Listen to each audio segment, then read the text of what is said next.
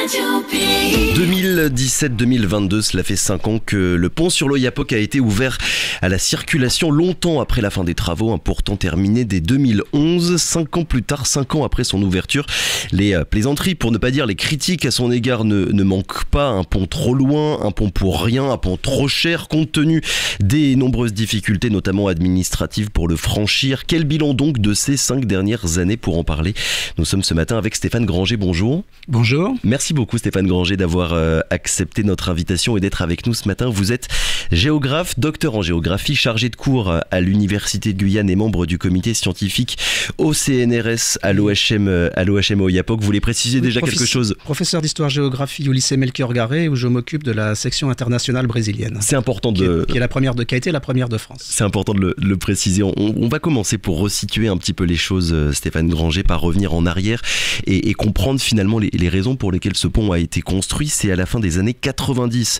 en 97, que les présidents brésiliens et français, à l'époque Jacques Chirac, annoncent officiellement que la Guyane et l'Amapá vont être reliés. Mais c'est d'abord les pouvoirs locaux, les exécutifs locaux de l'Amapá et de la Guyane qui ont souhaité ce pont.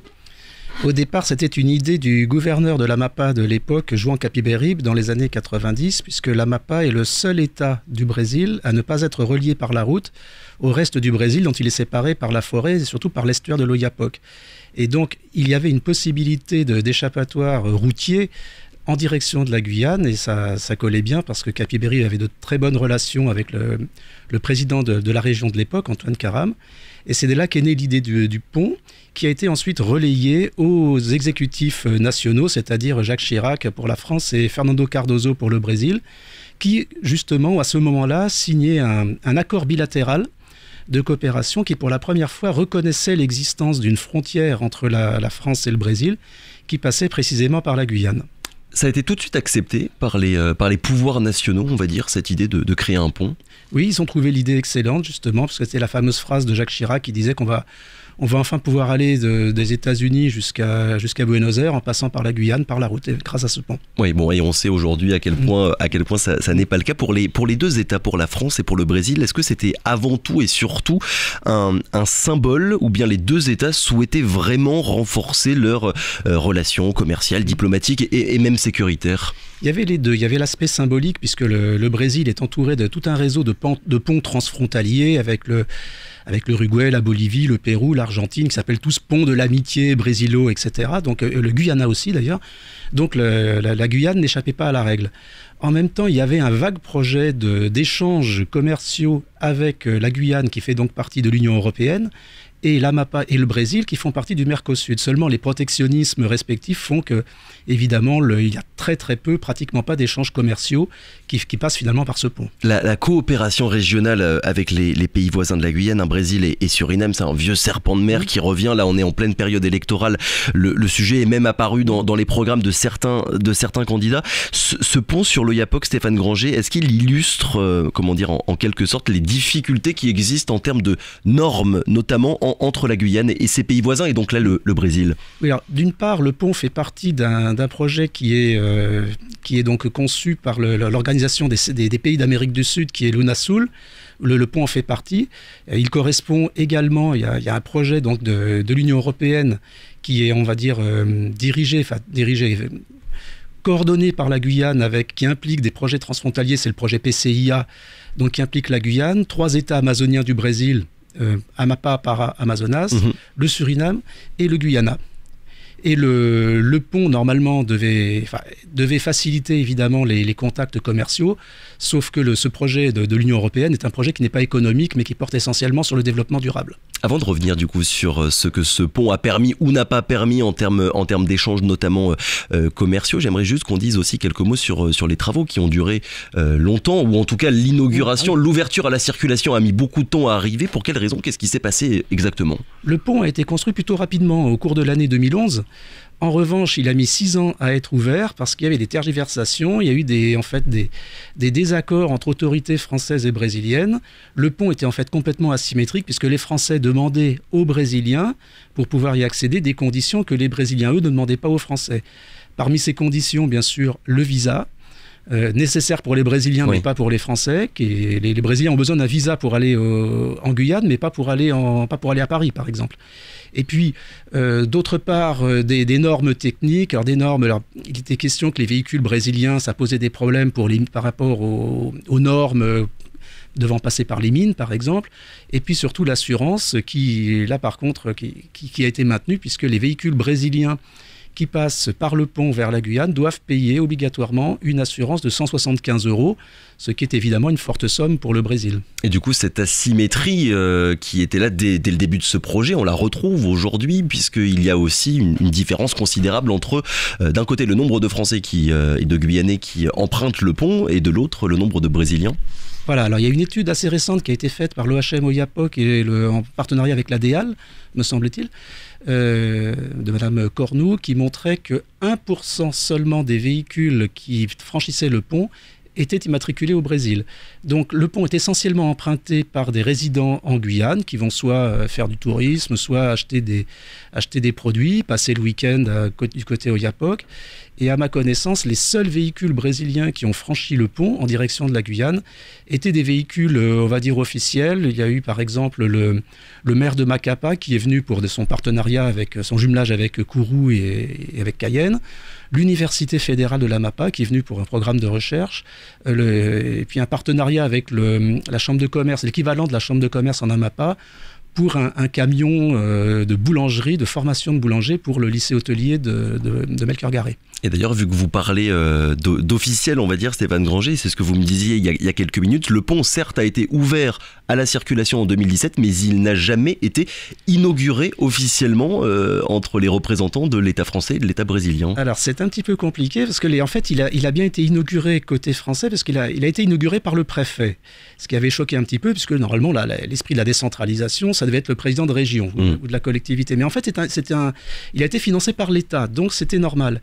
Et du côté brésilien, il a été inauguré par le gouverneur de l'Amapá. Or, c'est un ouvrage fédéral. Donc le gouverneur de l'Amapá, m'a-t-on dit, c'est la parole d'un juge d'Oyapock qui m'a dit ça, normalement, le gouverneur de l'Amapá n'avait pas compétence pour cela. Au départ, vous vous souvenez peut-être que c'était Ségolène Royal qui voulait, quand elle était venue en Guyane, qui voulait l'inaugurer avec des ministres brésiliens.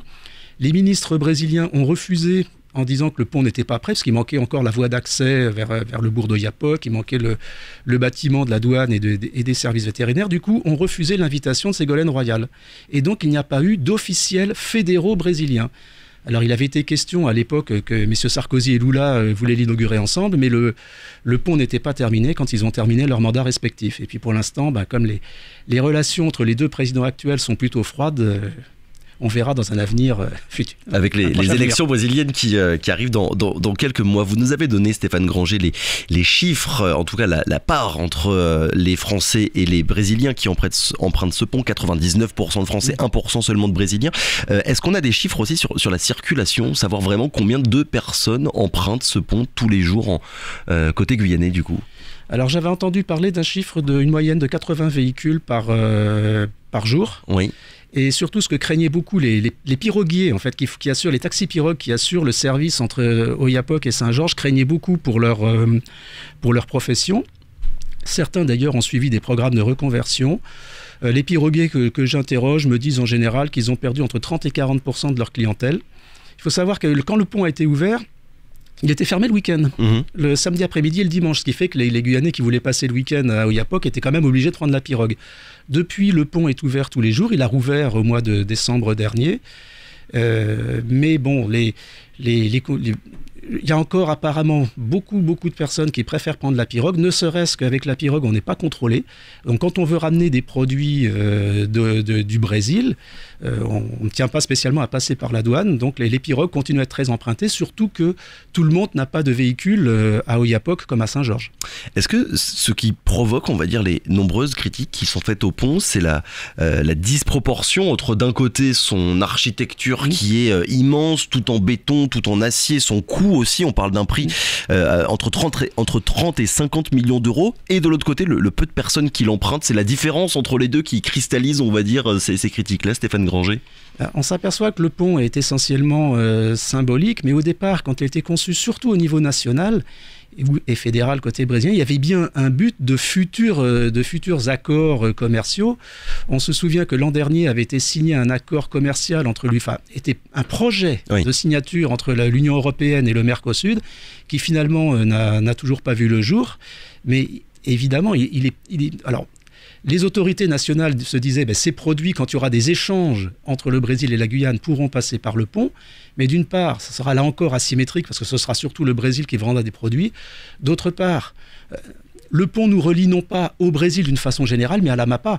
Et bon, l'Amapá n'est pas un État qui produit grand-chose. Donc je pense que si nous devions avoir davantage de produits brésiliens vendus en Guyane, ils passeront plus par le port de Degradé-Cane que par le pont. Oui, parce que aussi, autre problème, c'est quand même le réseau routier côté Brésil, la BR 156 qui relie Oiapoque à Macapá sur les 580 km, une centaine sont encore de la piste. L'an dernier, le gouvernement fédéral avait annoncé reprendre les travaux et depuis, pas grand-chose s'est passé.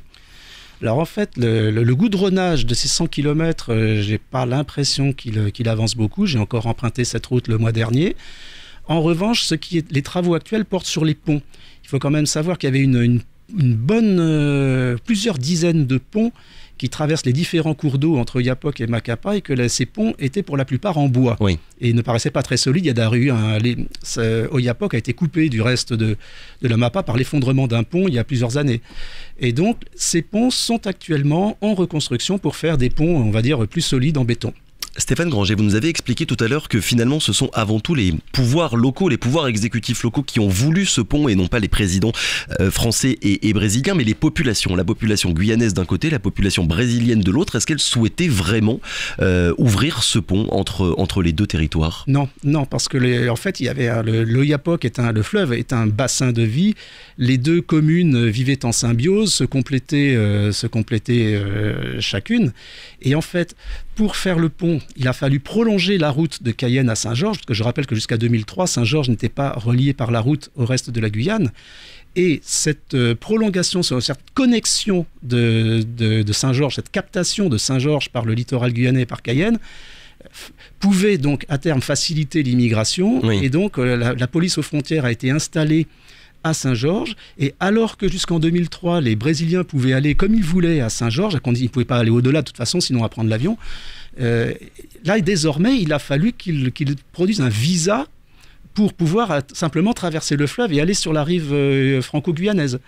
Alors, suite à une grève des piroguiers en 2015, le principe de la carte transfrontalière a été admis, donc ce qui représente évidemment un progrès, surtout pour les habitants d'Oiapoque, mais qui montre un petit peu le côté absurde, où le pont qui était censé relier la Guyane à l'Amapá a finalement séparé davantage les habitants d'Oiapoque et de Saint-Georges, qui ont toujours entretenu des relations familiales, amicales, commerciales, qui ont vécu en symbiose jusqu'au début des années 2000. Et puis les fameux PCR, les postes contrôle routiers qu'il y a en Guyane, ils sont aussi la conséquence directe de ce pont sur l'Oiapoque.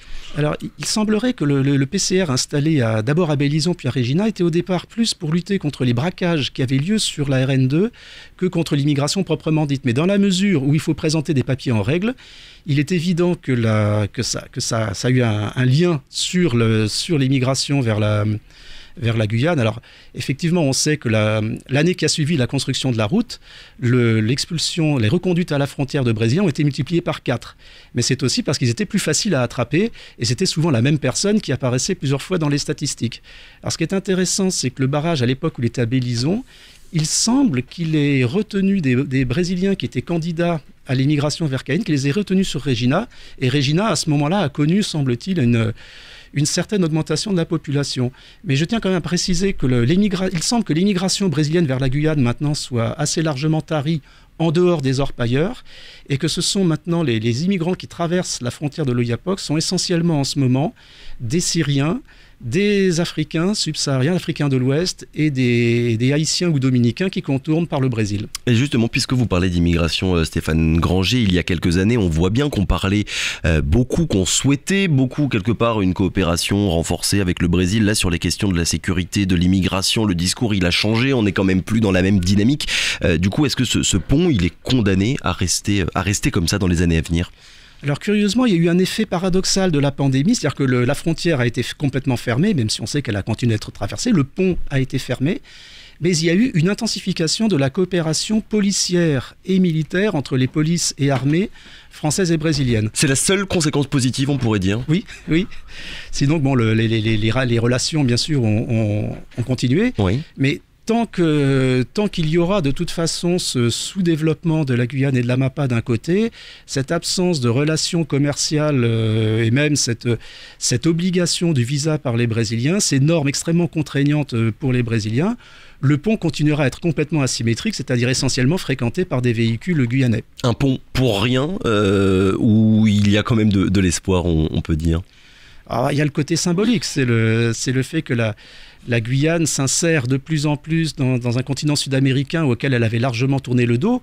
Maintenant, le pont sera ce que finalement les autorités et les habitants décideront d'en faire. Merci beaucoup Stéphane Granger d'avoir été avec nous ce matin. Je le rappelle, docteur en géographie, vous étiez avec nous pour parler donc de ces 5 ans du pont sur l'Oyapock. C'était en mars 2017 que les premières voitures circulaient officiellement, on va dire, entre les deux rives. Radio Pays.